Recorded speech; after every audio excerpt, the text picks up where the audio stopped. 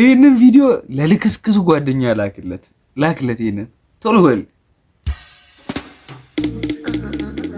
ባይ ዘ ዌይ እዚህ ጋር አሁን መገኘት ያለበት ቦታ አይደለም የተገኘችው፣ ግን በቃ ኤኒዌር ማለት ነው። ጓደኛ ስትሆን እንደዚህ ነው መሆን ያለበት።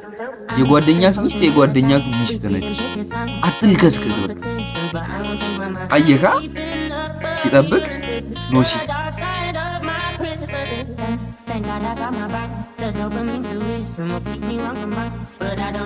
ሂዲድ እያለ